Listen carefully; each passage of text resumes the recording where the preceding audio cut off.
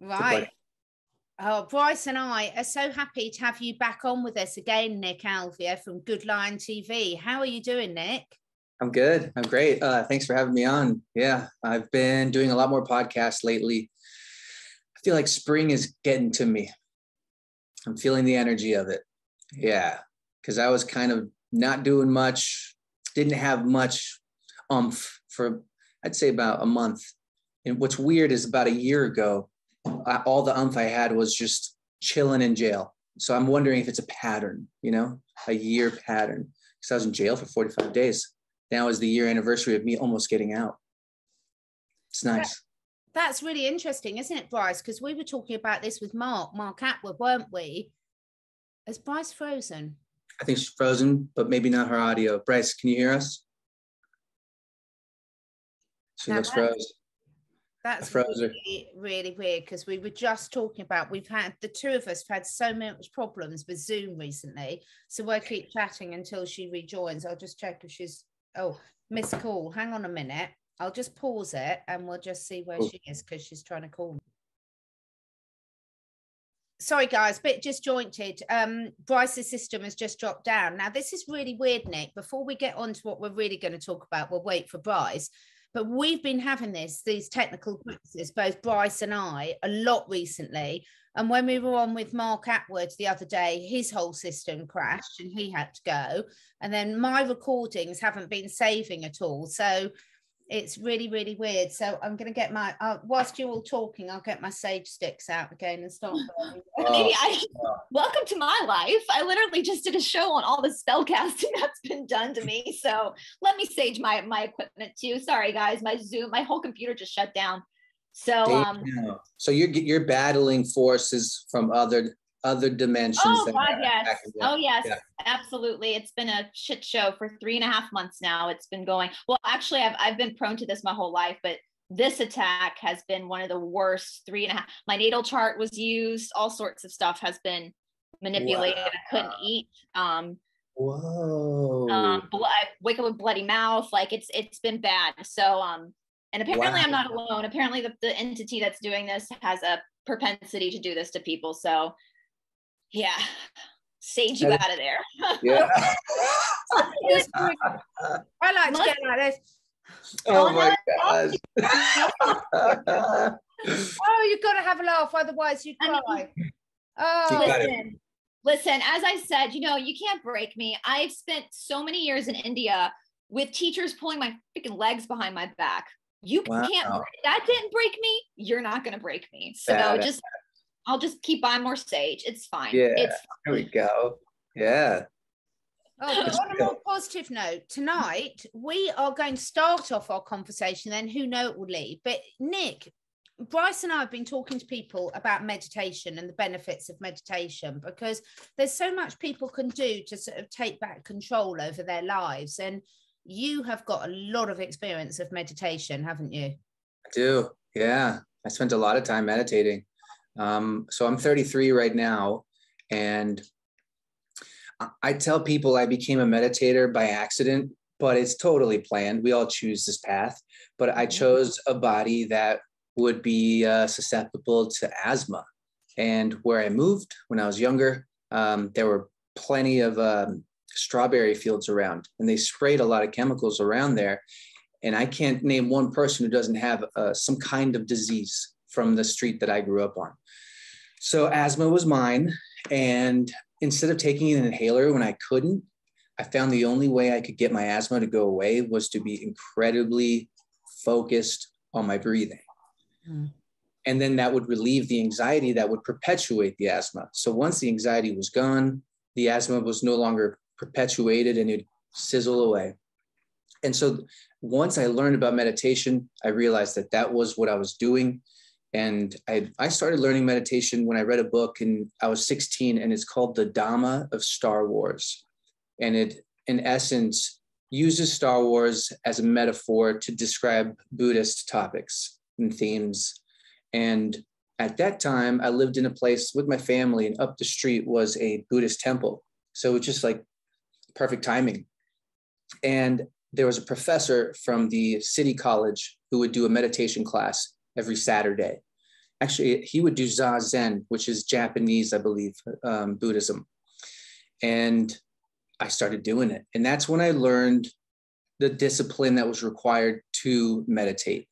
And what I like to refer people to is, if they want to learn how to meditate, there's plenty of great ways out there.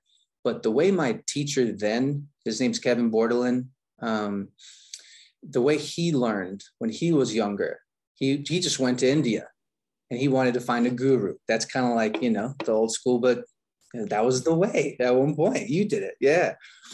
And so he does that. He finds a teacher. And the first thing the teacher does is puts him in a room, gets a piece of paper, draws a circle, a black circle, posts it on the wall, and says, stare at that for an hour.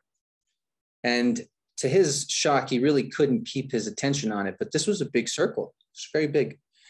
And the more and more he did this practice, the better and better he got. And the smaller and smaller the circle got. So then you were able to just focus on that one circle in a meditation, being present and aware. But the thing is, you can train your focus and not really know what you're doing. So then there comes an understanding of being present. And once you get to this nothingness, you're doing it. So eventually I just kept meditating. It became something I wanted to get good at.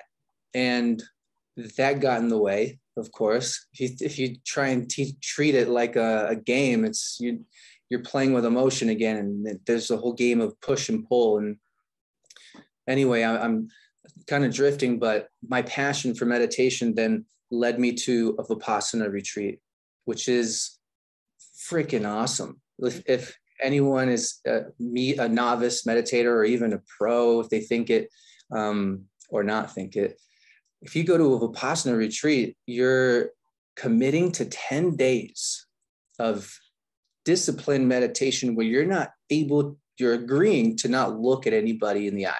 You're agreeing to not speak. You're agreeing to not having a meal after 7 or 6, actually might even be 5.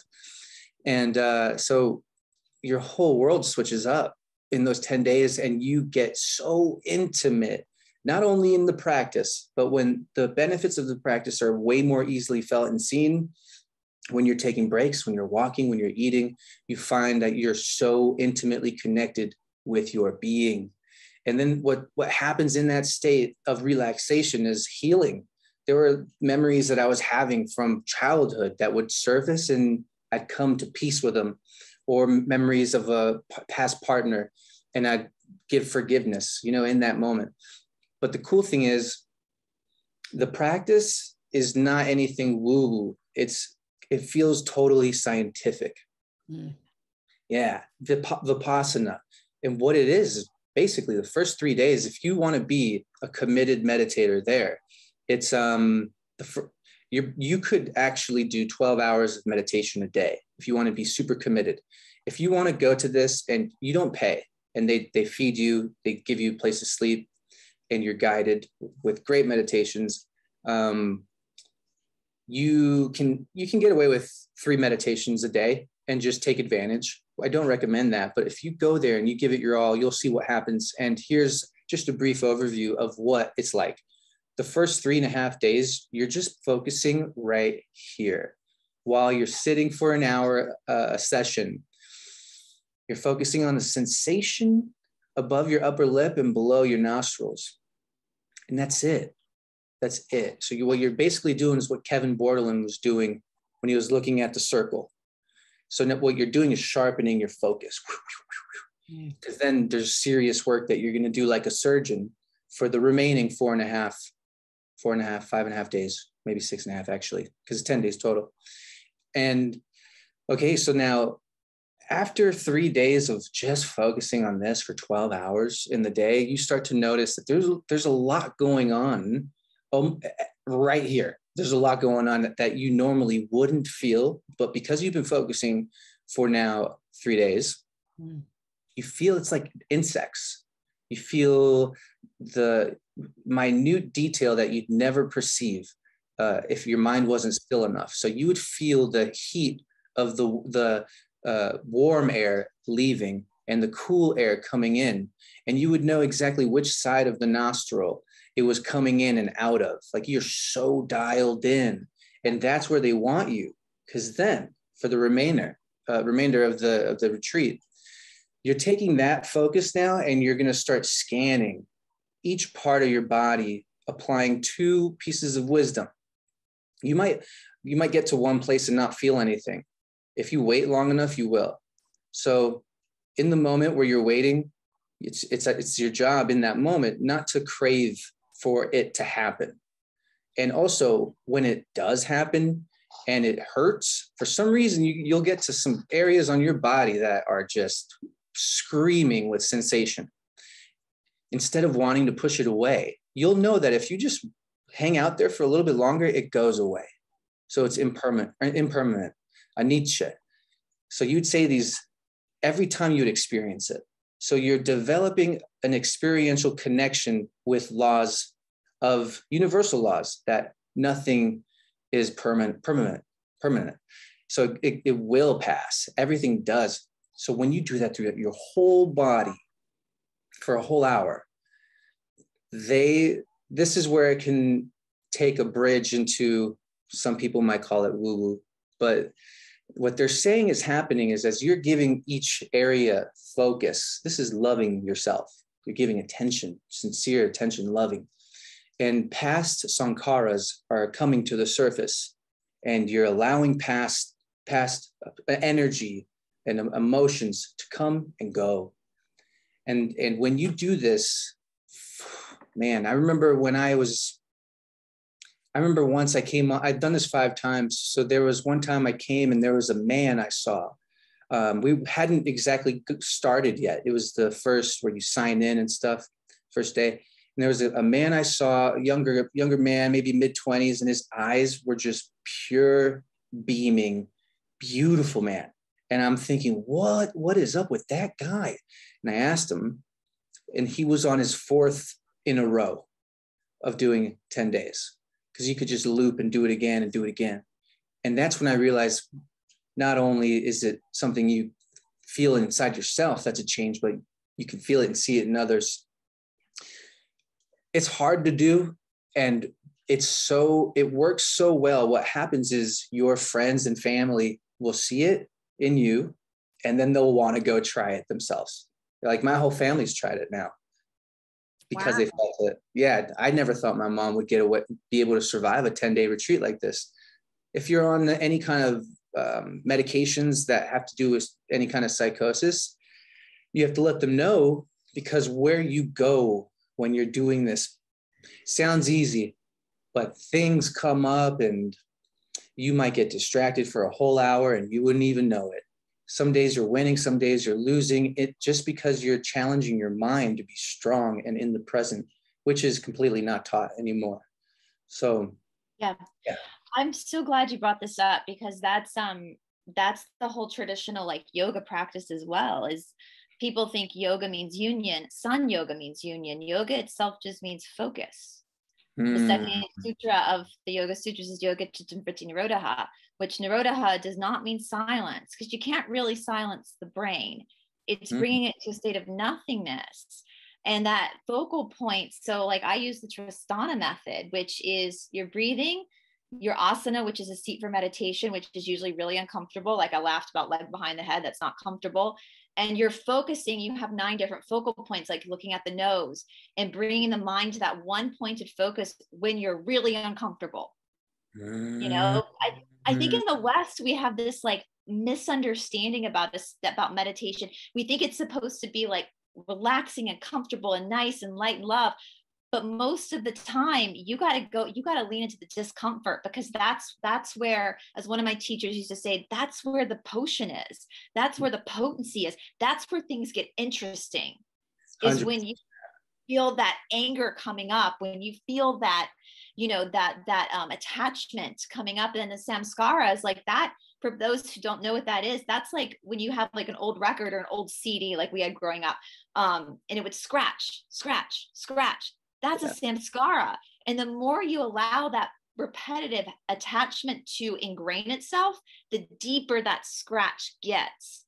And that's what makes you powerful. You're the one that you're the only one who can really rectify that. And you do it through, it is, I mean, people think about meditation as, oh, you're just sitting. No, like you are going through, it is like the Bhagavad Gita. You're on the battlefield and you're having to like be there with your own self. And that's really hard. It's hard to sit with yourself. Oh yeah, absolutely. And when you're doing a sit like in Vipassana near the ending days, you really wonder how you could feel like you're on fire all the time just from sitting. And on there, they have a thing after day 6 or 7. It says, hey, pay attention if it's real pain or psychological, because we don't want you to hurt yourself, and don't try to sit for 2 hours straight. So I immediately after that tried sitting for 2 hours straight. I always do what they tell me not to do. Yeah. And I did. Yeah, you're right. You know, I like what you brought up is it's discomfort. It's learning how to be with discomfort. And I realized quite recently I was getting comfortable with comfort, and I started to switch it up again. And what I did, now I'm going to a sauna, and there's an ice cold plunge that's right out of it. And then there's a float tank. And so I didn't get good at the cold plunge until I did the float tank. Because in the float tank, I realized how still I could get my mind. And then once I started to attempt the cold plunge, I realized the first time I couldn't even put half my body in. I just came right out. It was too cold. The second time I dipped in for a second and that was it. The third time, maybe 10 seconds. And then the fourth time, it was like 5 minutes. And I realized it was because I took what I learned in floating and did it in there. I got my body as relaxed as I could, and I wasn't fighting it. And then I was breathing like Wim Hof, but not too fast. And then I was doing it for 20 minutes. And it's the most intense discomfort. But if you can be focused, have yoga, that's when I was able to keep going. But if my mind started to drift and think about whatever, nope, I'd get right out. Yeah. You guys see like the parallels with how most people live their lives and why we're talking about meditation, because most of us are in societies where it's all about distraction. It's everything is about distraction, and it's so easy to keep yourself busy so that you don't have to focus. And actually, when you break free of that matrix, everything about your life changes. And so these practices, they're not just there to amuse yourself. They've got such a real life application that is going to change the way you see everything around you, do you think? Yeah, we were talking about this, Catherine, before about the ego and humility. And I've maintained I feel like I've been very fortunate in my life because I've been able to go to India multiple times and study under one of the most renowned PARM gurus in India, and also my teachers here in the United States that got me there. I've had such an incredible, I feel like I won the golden lotto ticket because I got real teachers, not just like yoga size, like real yoga teacher, like that were really interested in like the philosophy of Patanjali's theories with the mind.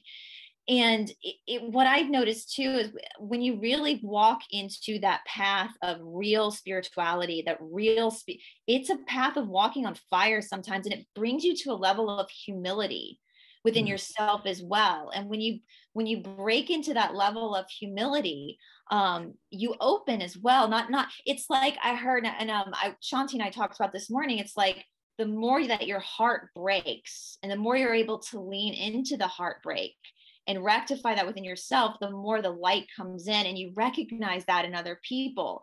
And so that's part of that illusion of the ego, which is the false sense of reality, the false sense of self that we're always battling. And that's the fragile part of you that doesn't ever want to be wrong and wants to be perceived as the best, versus the real part of you, which is that continual loving consciousness. And it's that eyes, you see it, right? You're right, Nick, you see it in somebody's eyes. Even the Yoga Sutras talk about that, and these sutras are 5,000 years old.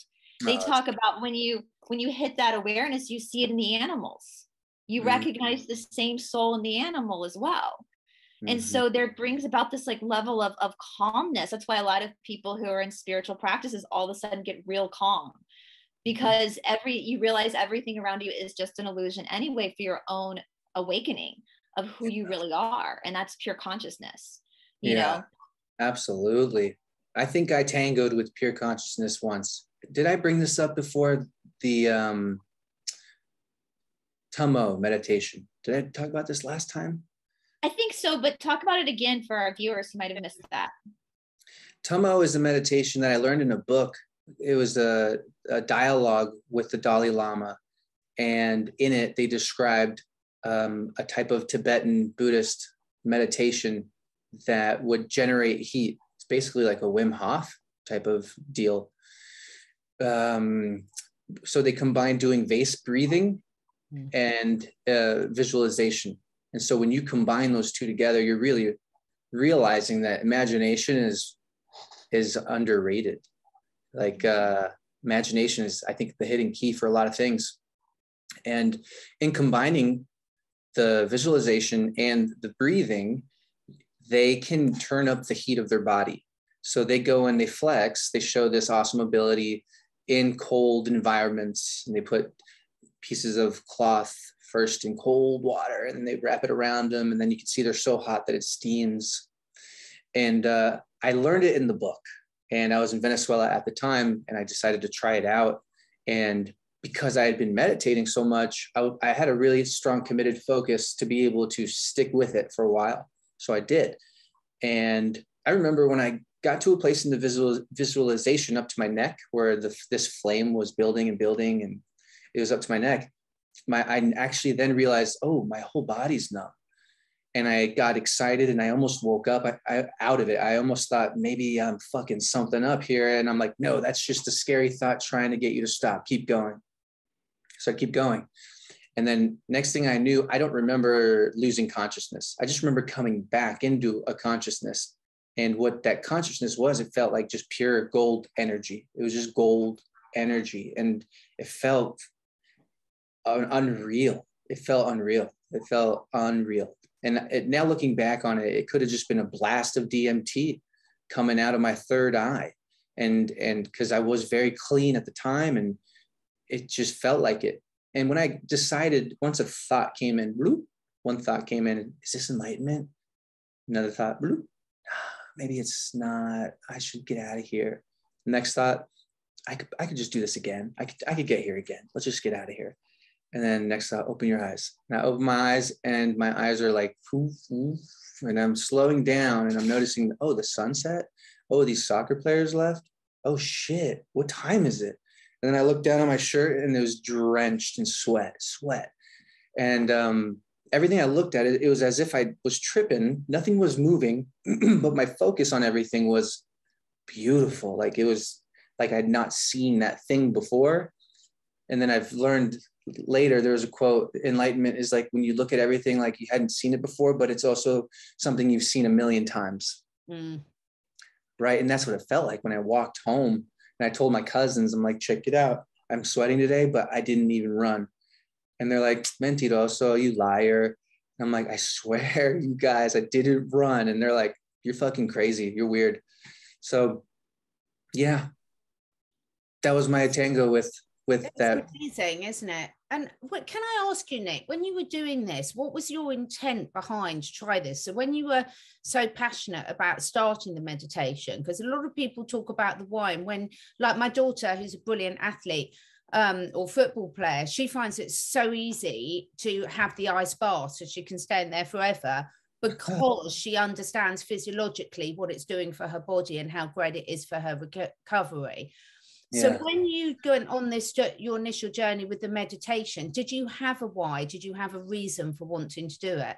Yeah, the real reason was because I was severely depressed.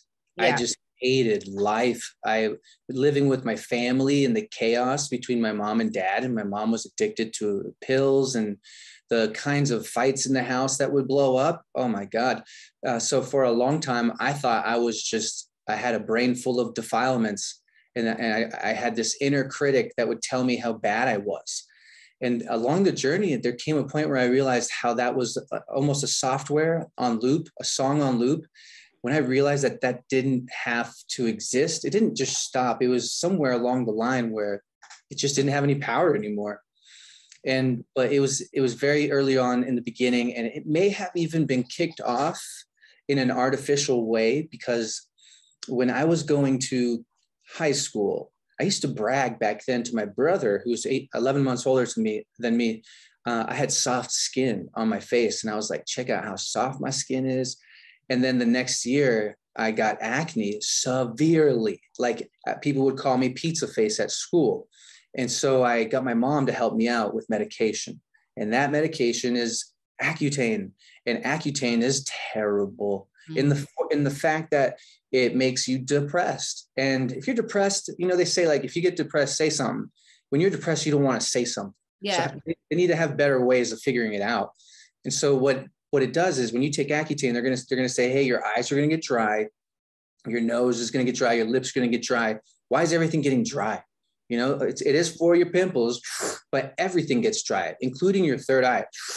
So that's what happened to me. And I was devoid of this essence that I knew I had at one point. So with meditation, I was always going for enlightenment. And I would read books like crazy, like almost like really crazy. Honestly, I feel like I might have been manic or bipolar, or the Kundalini surge that happened really rattled a lot of energy that needed grounding. And throughout that whole journey, that's pretty much what kicked it off. And now I don't have an obsession with meditation. I feel pretty stable with how I connect in the now. And that was because of Eckhart Tolle, reading The Power of Now and really appreciating there's another dimension that's on tap all the time.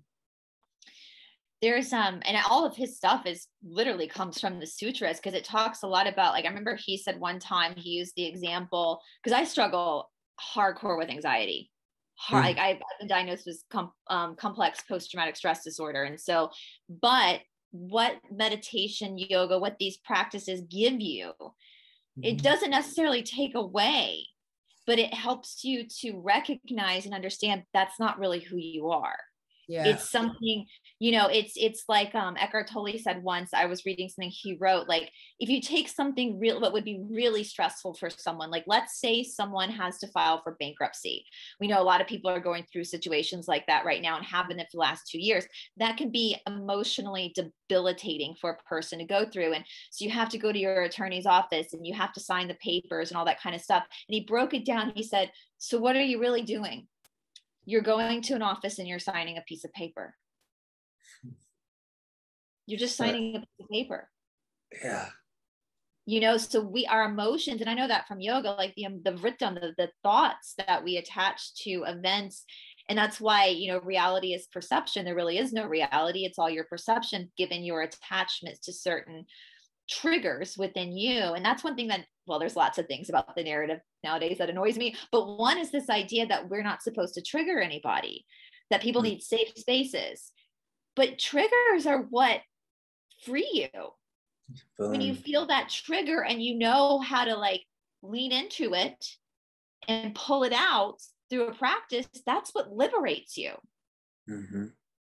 You know, and that the fact that they don't want us doing that, they want to, you know, that's just going to keep us in this samskaric, like, shithole of our own, you know, creation through illusion, which is, they call Maya in the Yoga Sutras, it's Maya. And so, and it's interesting. I loved how you brought up in the beginning about the science, because in the Yoga Sutras, the third and fourth pada, the last two padas, are all about, like, the siddhis, like the magical powers of spirituality. But the first and second pada are literally Patanjali, the writer, being a scientist and talking about the mind. And in the traditional yoga, you don't even read the third and fourth pada until 10 years of practice, because they want to, like, bring you down to the human level and really get you grounded before you go into, like, experiencing the more psychedelic side of that. So I loved how you brought up the science of this, because it really is, that's very in touch with what the ancient sages were saying. Let's get the science done first and then move into the other stuff. Makes a lot of sense. Yeah, there was an elderly lady. I once took a train for 24 hours up from where I'm at in California to Seattle, Washington. And that was a fun time. And I ended up at a retreat. But while I was on this train, there was an elderly lady who I told her, I said I was doing Vipassana. And she's like, oh, I remember starting on that. I'm doing some interesting other kinds of meditations now. And I thought, So once you kind of get the basics, you can start using more imagination and visualization in your meditations. Yeah. You know who Ram Dass is? Yeah. Love Ram Dass. Like, he's one of my favorite. I always say his quote, "We're always walking each other home." And there was one speech I'm paraphrasing. He was giving this lecture to all these like hippies, you know, these people that were really, you know, back in the day, like long hair, you know, the people that were really bringing this to the forefront.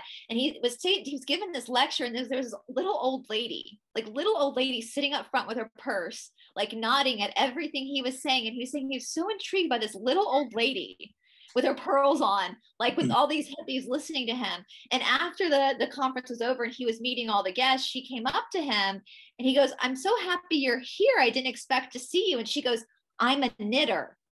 The knitting, the focus of knitting, she had obviously found meditation and had found the same experience Ram Dass had found through knitting.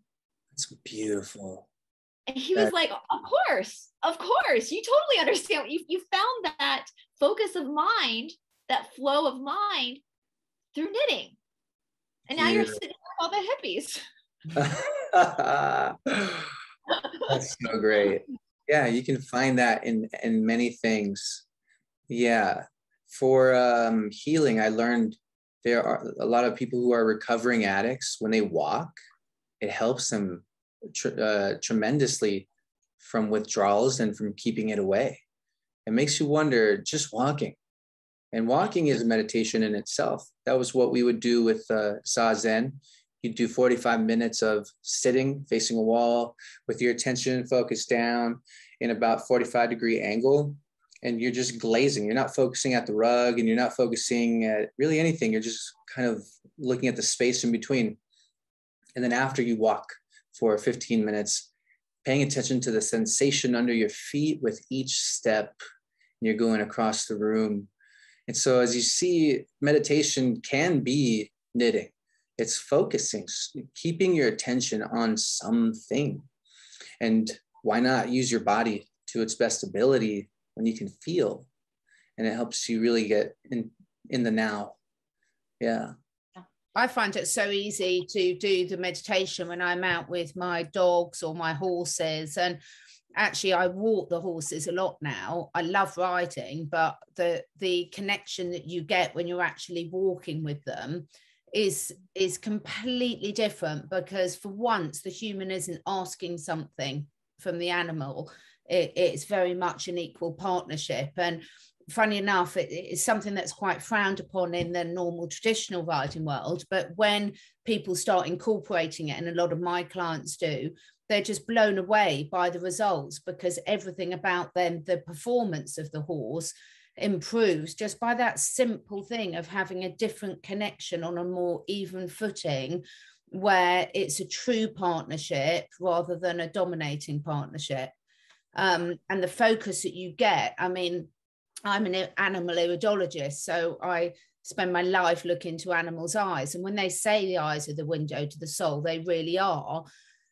But don't you just know it, if you just look deeply into a person's eyes, how much of a connection it gets you. And when an animal lets you really look into their eyes, because there's different levels of permission that you can get with it, it's like the whole world opens up for you. It's quite incredible. And I always say to people, do it with your partner or a friend or something, and really look into each other's eyes and just then express to each other what comes out to you, and you'll be blown away. Wow. It's like white tantra. Yeah. Yeah. It's just so interesting, isn't it? What you were both saying. There's so many different ways that people can get there, because there's no one way to do it, and everyone's going to have a different starting point, and that's absolutely fine. But it's called the practice of meditation for a reason, isn't it? Because anything that you want to master, you've got to commit to. Yeah, it's always a practice. Always. Yeah. Right? Never done. Yeah. Yeah. Never done. I've been in many bands, and we were great when we practiced. If you don't practice, you suck. Yeah.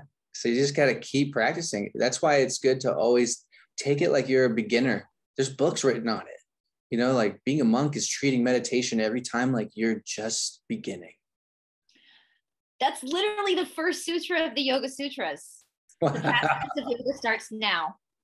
And in my courses, because I used to teach MISO every day, but now I only teach courses. And my big thing is the philosophy. I'm like, they're not just saying this is now that you're now going to start reading. Like every day you get on your mat. I've been doing this for 15 years, but every day I get on my mat, and now the practice of yoga starts now. It starts now. Every day it starts now. And the mind, and we're talking about the distractions of the mind. So because I practice a very traditional form of yoga, I practice during Brahma Muhurta time, which is the early, that's between 2 and 6 a.m. So the Vata time. So I get up around 4 and practice during that time. It's the time of God, the Brahman time of God. And that early in the morning, there is something very special about it's so quiet. And in traditional yoga, we don't play music. We don't have anything on that will distract us from what's actually happening to us. And it's nothing glamorous. I'm in mist. Usually my pants are on backwards because it's so early in the morning, sports bra pants don't match, the dog bowl is right beside me. I'm in my kitchen. The dog bowl is literally right beside me. And even at that time of day, when I'm beginning to move, all of a sudden my mind will go, I should start a load of laundry. I should start the dishwasher.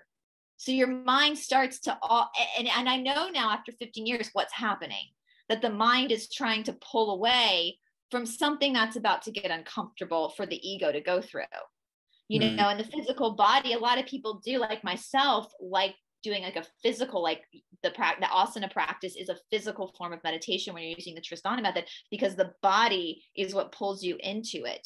We have all these different vayus, these different pathways, like 75,000 nadis in the body that's running energy constantly and forming the muscles from your soul. The body is the Shakti, the expression of the soul. And so when we feel that, like when you feel that pain in your body, is not your body that's in pain. The body is just responding to what the mind is telling it to do, right? And so you have to sink into that and really have what we say in the South, a come to Jesus moment. You have your come to Jesus moment where you just let yourself be there for a moment. And it's amazing, like when you really get into the energetic body, like the left side is feminine, the right side is masculine. So left shoulder issues. Well, did your mom piss you off that other day? You start to go through those attachments to relationships, and it's such a deconstruction of the false sense of self. And that is what's so uncomfortable, but it's so liberating. It's so liberating once you start to work through that. Absolutely. When you get to a point where you're able to be comfortable with discomfort, that's where it's at. That's why I love Eckhart Tolle. He really gave me some tools. Like when I'm in line or at a grocery store or at a red light, I'll know if I'm present or not if I allow myself to be rushed in a hurry, thinking time is real, or if I catch myself doing that and then going, oh yeah, I don't have to do that. I can actually enjoy this moment. And then even just seeing if I can hear birds. I do that sometimes. Wherever I am, if I want to be in the present, I just try and hear birds, which would mean that I'm so silent that I can hear what's going on outside the house. And that's when I know.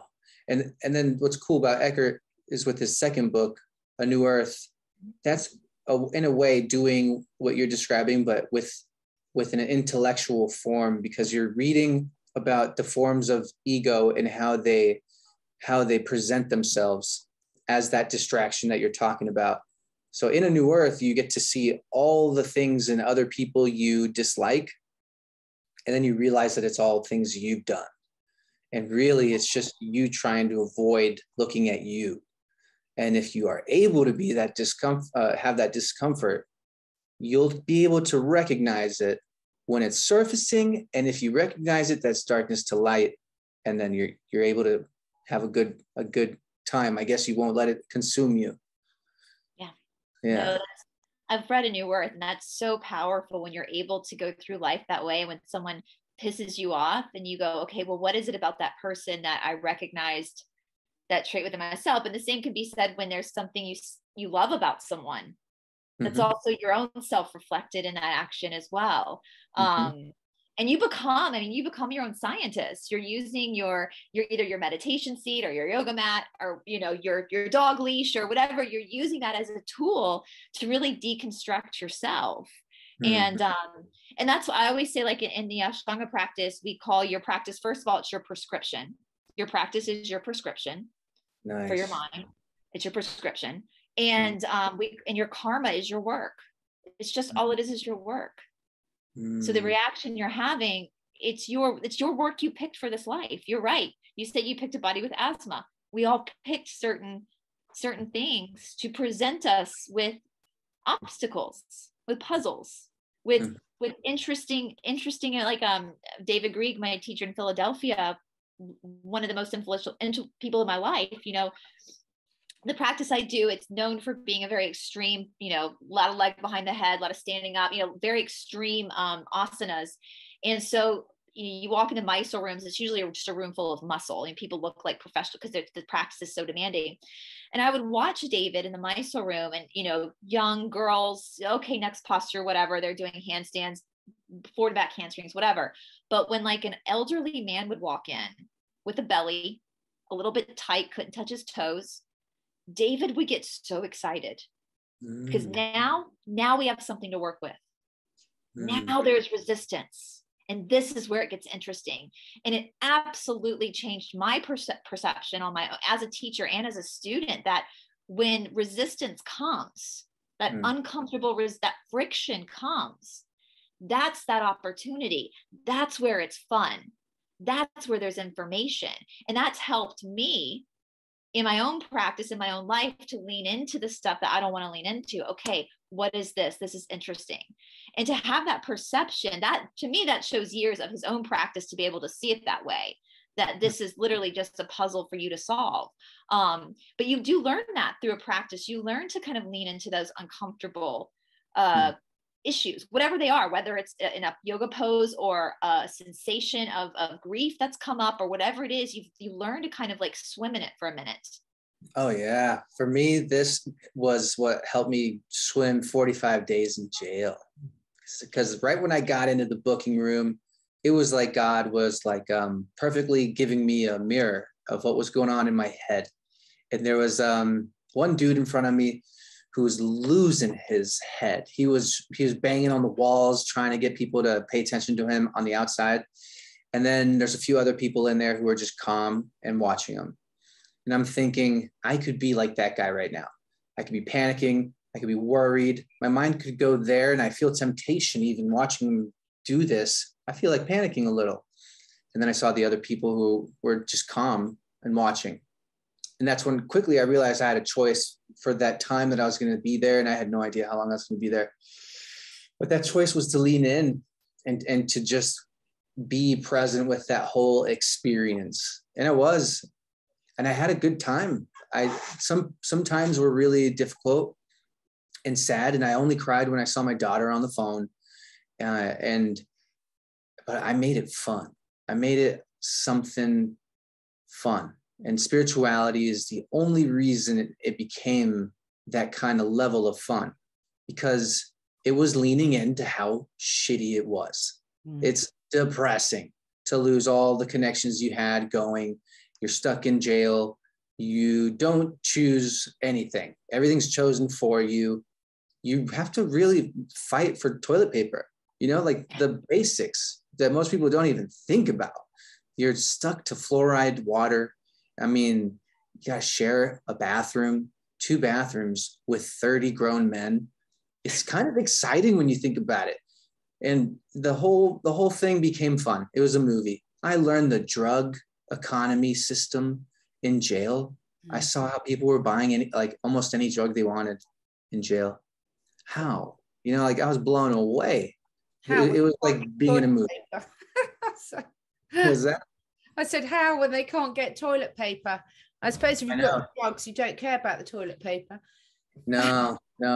It's correctional officers can be pretty swayed, and some of them fall for cute inmates and eventually start doing them favors. And so they'll bring in packages specifically for a person that has drugs or alcohol. Yeah. You can transfer alcohol from between a steel door. You can transfer alcohol with a piece of paper. If you can slip the paper through the door, one drop can make its way. So you just have to take some time, but drop per drop, you can transfer a little bit of alcohol. Yeah, they were smoking weed in there. it was, but to loop it all back, at the end of the 4 jails that I was in, it was like the final stage, because then they put me in my own isolated cell. Mm-hmm. And that was the only time I tasted that. I tasted it in the very beginning, but I had someone in it with me. But when they shut those gates on you, the door, the bars, it's such the weirdest feeling. It's like you got to get committed so you don't lose your mind. And so it happened in the beginning, and then it happened at the end, by myself at the end. And that's when spirituality had to be everything. There was a guy next to me in a cell he was bald and tatted. He was there on the 6th. Every night he'd lose his shit. I'm like, wow. I don't know if he had some kind of condition, but he would lose his shit. He would bang the walls. Meds would have to come. And then I realized I was able to stay calm because it was a retreat now.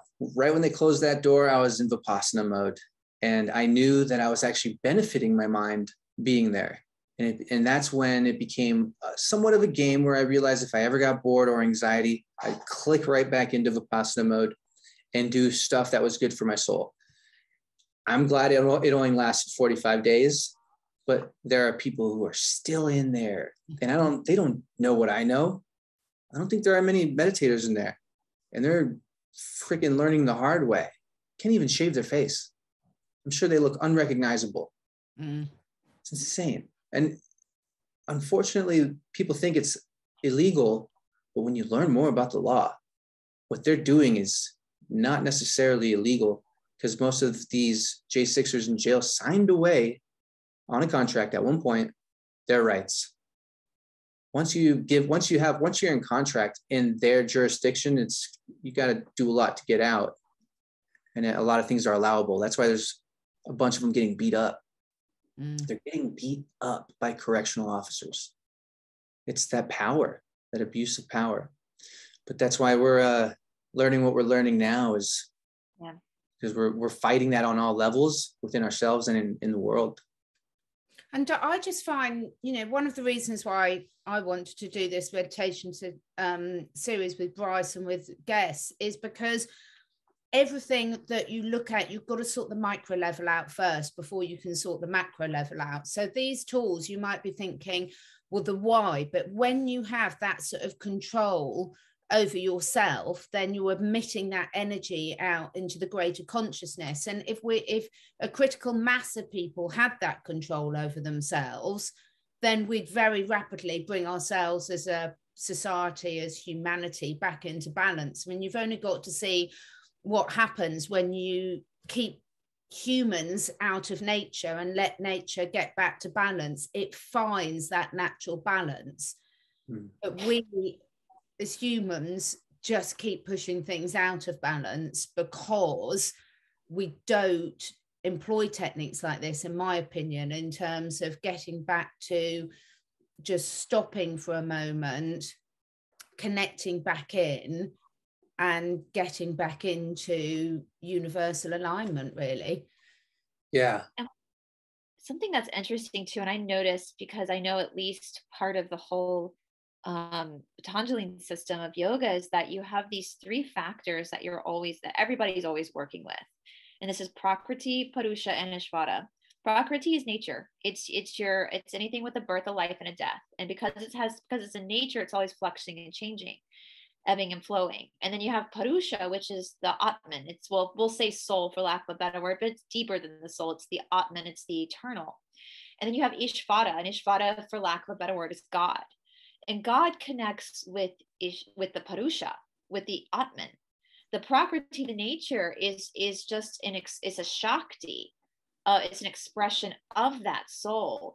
And one thing I noticed, especially, I'm gonna have to be careful I say this, but at like the crux of the summer of 2020, my whole one, personally for me in my practice, is me understanding, especially with anxiety, is that the body I'm in, the life I'm living, me as a white girl from Georgia, is literally just a moment in time. I've been in many different bodies, the one thing that's remained is that Atman that never changes. And that's what's real. And Patanjali says some of our human suffering comes from us confusing what's real and not understanding that what we're clinging to is real is not real because it's not permanent. What is real is the Atman, the soul. And it's interesting because I noticed from the other side in this, because we all know, I think we all three agree, this is a spiritual battle. This is period, end of story. This is a spiritual battle that's happening. During the summer of 2020, the amazing fireworks summer of 2020, the other side, which I think they know all this stuff and they're inverting it and using it to trigger people in a sense to back away from understanding who they really are. So they push buttons like skin color, like they trigger that, and they trigger this idea of certain, you guys know what I'm saying, inequality in between male, female, all those social justice warrior type of emotional strings they can tug. Yeah, because that then gets us into that pattern of human suffering that we've created in our minds. Really, I'm not saying that this stuff doesn't exist on a some scale, but it's not as bad as they're. But anyway, but if we actually take these true spiritual practices, we start to back away from that more. And we start to understand, oh, well, in this moment in time, I've picked to be a white girl from Georgia. But last moment in time, I was a Black man from Zambia. And the moment in time before that, I was living in China. And the moment in time before that, I was in the monarchy of Switzerland or whatever, you know? And so when you start to understand that concept, those things that they want us to attach to don't really matter as much. They're just an experience. It's like, I hope that makes sense. I'm not trying to be insensitive, because you do need to feel that emotion. You do need to feel compassion, but you also learn to kind of take your power back, that sovereignty back of and you also, like Ram Dass used to talk about this, like when we think about death, that's the ego's biggest fear is death. And I say it's the ego's biggest fear because if you really get comfortable with your eternal soul, the soul doesn't mind it at all. It's just a passing moment in time. It's just a moment in time. That's all it is. It's the ego that is offended by death. Yeah. Not the soul. That's what they say a lot of meditation practice is. It's preparation for death. To accept it when it comes. It's just a moment in time. That's all it is. That's some deep ownership and sovereignty of owning that in your soul, owning that deep in your core. That's I think that's what people are striving for and not knowing it. It's likened to a fish, taking a fish out of water. Fish doesn't know what it's going to be like out of water because it's a completely different construct. And the water is thought, mind. What's it like outside of that? That's the now, the present consciousness, awareness now, where there's no tomorrow or no yesterday. It's like now. It's just in that. So when you die, you don't really have, I don't think you have the resources physically to really remember or regret. I don't know. I don't think so. I don't think I will. Every person I've known I've read about, my grandfather, who is no longer with us now, he did have a near-death experience in his 40s. And I never knew him before. I was born long after this happened, but everybody always talked about how my granddad was like 6'5". He was big man, you know, they called him Big Ed, but he was like the jolly giant. And and as he got older, he would talk to us more about the time he died, and he didn't want to come back. Exactly. He wanted to, and he never after that, it's like that enlightenment happened for him because he never feared death. And because he didn't fear death, he could really live. That's what I wanted to say, because I think it's a bit like the conversation we were having the other day with Mark Brice about the spiritual attacks and things. The reason not to fear death is so that you can really enjoy your life. Yeah. Not to speed up the process of getting to it, because I think sometimes you can, you know, it's like when you learn to drive a car, they teach you to turn the steering wheel like this. And once you can drive the car, you go like that. It's like, you know, the point of meditation is not to focus on death. It's to really enjoy Yes. It's not to fear it. It's not to fear it. It's so that if you don't fear something, it's not like you're looking forward to it. And my granddad, a few years before he actually did pass away, I was out to lunch with my grandparents, and we were just eating lunch, and my granddad looks up and he goes, I think you got like 2 more years left. Like it was just no big deal. It was like, I think I got like 2 more years, it was. And I'll tell you, even my grandmother, his wife, who passed away, and actually this last October, she passed away, and she had Alzheimer's. So we hadn't seen her because they wouldn't let us in, to her retirement home. But the day she passed away, that morning, she kept telling the nurses that she was going to see Ed today. She was going to go see Ed. And the nurses were like, okay, no, she's Alzheimer's. So she get confused and forget that he wasn't around anymore. And they thought that was what she was saying. Well, that afternoon she passed away, and it ended up being her wedding anniversary. And so when we kick into that spiritual side, we don't fear that. And I think sometimes with some Alzheimer's patients, when they get closer to that, the veil really does start to thin anyway. And of course he was there. Of course he was there waiting to take her into the next round, which I believe that does happen. And when he had that moment in his 40s, when he was close to my age, and it changed him forever, because he said it was a light that you can't describe to a human being. You can't describe that light. And he didn't want to leave. He didn't want to go, but he wanted to come back. He wanted to stay there. That's common. A lot of people who have the NDEs, the near-death experience, come back saying that. And in the last movie I made, it's called Blast Off. It's about DMT, dimethyltryptamine, which is a common thread amongst all of this. When you're detoxifying, you're assisting your pineal gland, your third eye, to decalcify, because all the natural sources of, well, I guess it's everywhere now, in water and food. And it kicks up your third eye, it kicks up your intuition. Now that we're able to reverse that, we're seeing DMT could be exactly what happens when you're dreaming, when you're born, and when you die. And so when you're having a near-death experience, it could be that it's almost like a train ride, this DMT blast that you get, and you get to experience another dimension. So in the DMT movie, near the end, there's a section on a neurosurgeon who wrote a book called Proof of Heaven. He used to do operations, and oftentimes the people he'd be working on would come back after and say, I experienced X, Y, and Z. It was the afterlife, blah, blah, blah. He wouldn't believe him until he got into a coma himself. And he had a deadly form of meningitis after a vacation. And he was in a coma for 8 days. And the world he describes completely just changed him. He didn't believe in any of it until now.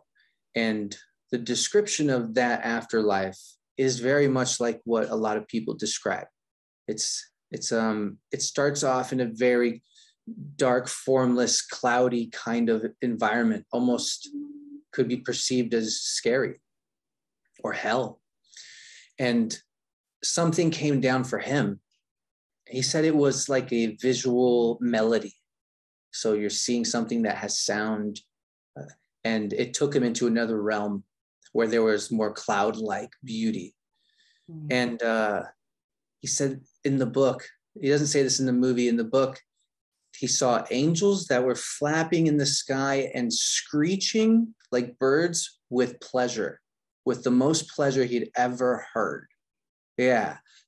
And in this, he was guided by a woman who had these beautiful blue eyes he'd never seen before. When he came back out, he was wondering why it wasn't his dad, because his dad passed away. And then he found out that there was a member in their family that had died early. And she had these beautiful blue eyes, and she was a saint. She did a lot of good work for humanity.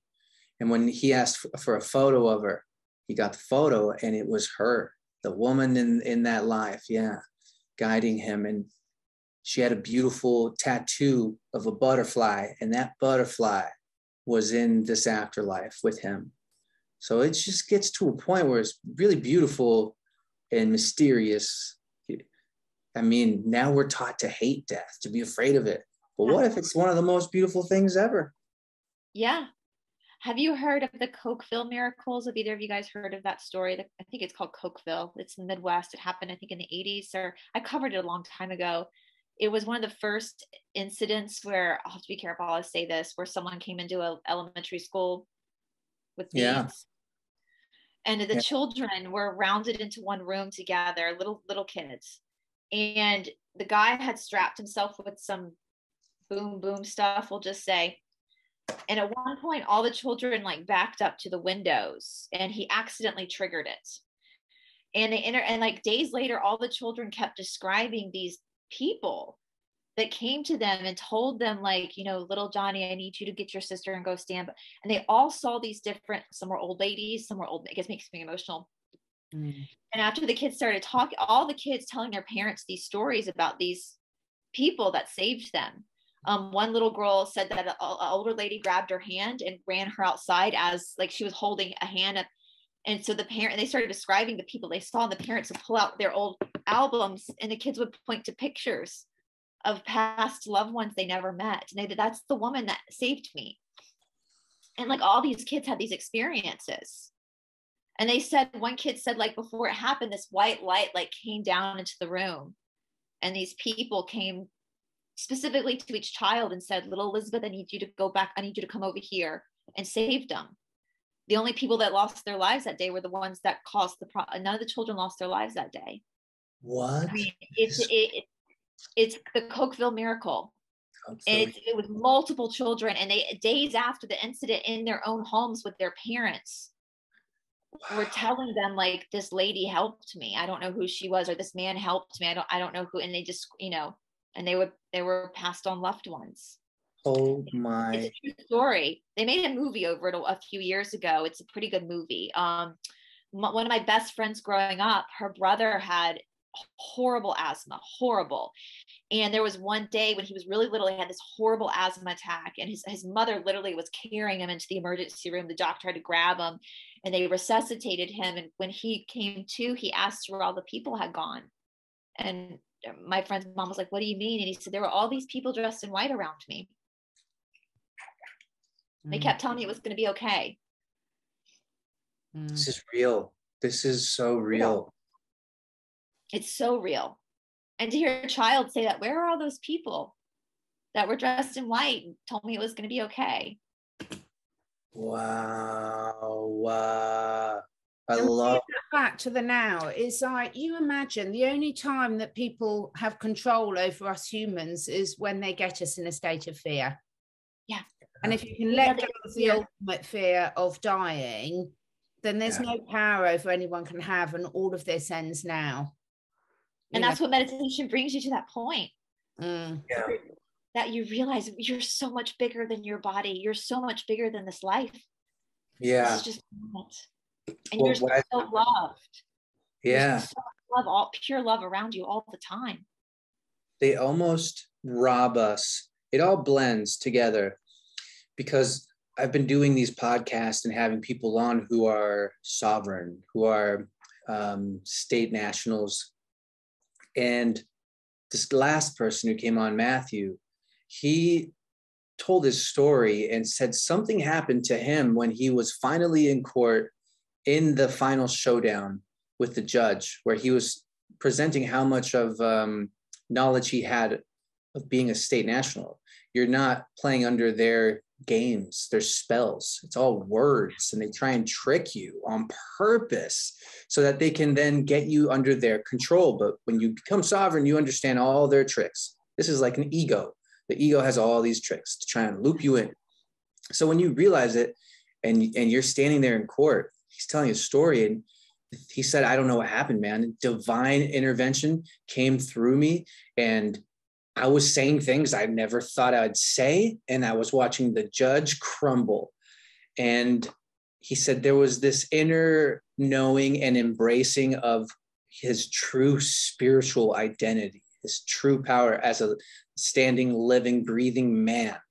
But when you're born and they profit on you, put you up in a bond, and put you as some kind of barcode, people don't really ever get to realize how much freedom we're born with.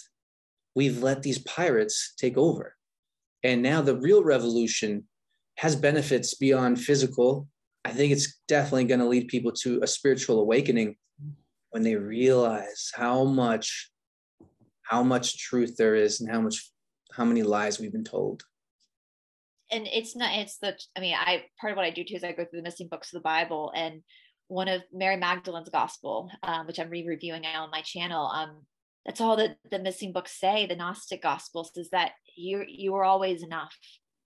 Mm-hmm. You always were. You were always enough. Mary's gospel, she goes to the 7 powers, which are the 7 kleshas in yoga of the ego, the traps the ego gets in. But once you're able to recognize that and you realize you always were enough, you always were that pure love. It never left you. It's always there. And now you see why they banned those books, because they don't want you to know that. They want to keep you down here.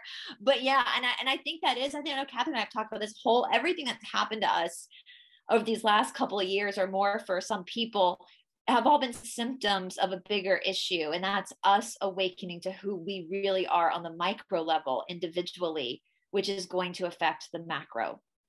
Yep. Big time. Big time. One of the guys who are leading this bonds, what is it? Let me bring it up real quick. It's a fantastic, here it is, Bonds for the Win. People were starting to make their city councils accountable and their police officers accountable and judges accountable for certain mandates. I think that's as far as I'll go with those words.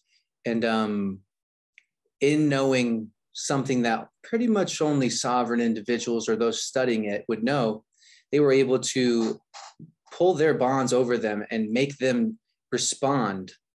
And because of this, they've been able to get away with these certain rules. So now their children don't have to wear the over their faces. And they're starting to see that this move has way more power than they thought. And it's working.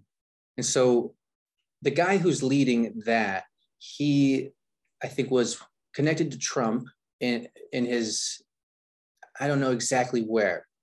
And Trump let him know before he left office that he signed 4 executive orders, that it's in our hands now. Now, this comes back to it's on each and every body to learn inside and out, whether it's a physical or spiritual sovereignty, and find a way to apply it in this world. Right now, it seems on that end, it's becoming a sovereign individual if you're in the States. What if the only way to destroy what has been taking over is by each person doing it? That seems like what it is. Everyone has to be committed to it, whether it's spiritual or physical, because it's the same. I keep saying we're the storm. Yeah. We're the storm. Us, we are. That's so true. We're the main character. You're the storm. It really is. And it's wonderful to see these sort of things coming out and just people being given more and more ideas about what they can do at an individual level to take back their power. And it's just so rewarding when you do. So yes, thank you so much, Nick, for sharing all that. It's just amazing, isn't it? It really is. And if you had any final words of encouragement for people, what would it be? Stay hopeful. It seems like things are going to get a little more rocky, but I really, I'm seeing a really positive result happening on the entire stage right now. And I'm making a movie about it. It's called The Rise and Fall of the Cabal, paying tribute to Janet's series. And it leads from 100 to 800 AD, starts there, and then it goes to now, and it ties in how and where this deep state has come from. And in knowing where it's come from, we can see where it's going. And it's really not going anywhere that will let it survive. I think we're seeing it crumble in a beautiful way. And that's my goal with the next movie. So we're probably going to see the dollar fall really soon. Swift system is not being used anymore. Ripple looks like it's going to blow up. Gasoline is going to be purchased with not the dollar anymore. It's not. So there's a lot of deep state losing its power, and that's why we're seeing what we're seeing. So hang in there, stay positive and hopeful. Check out goodlion.tv. There's series on there that will bring that hope. Mr. Truth Bomb is one of them. And you can check out all my films on there. I've been making films for 2 years. I made about 45. And then I've produced about 60 to 70 with another partner. And then the website has 400 red pill documentaries. You can wake up anybody on any kind of topic, whether that's Jordan Maxwell and talking about the law and sovereignty, or if it's follow the cabal or flat earth. It goes all over the place. So just keep learning, keep educating, and stay as positive as you can, and learn to meditate however you can. Too right. And all the links, as usual, will be amazing. I mean, I just absolutely love the Good Lion TV. So I would just encourage anyone to do that. And the link will be down below. Thank you so much, you guys. It absolutely brilliant chat, as always. I really appreciate it. And likewise. Who knows what we'll be next time we speak. Thanks for watching, everyone. Bye, guys. Bye.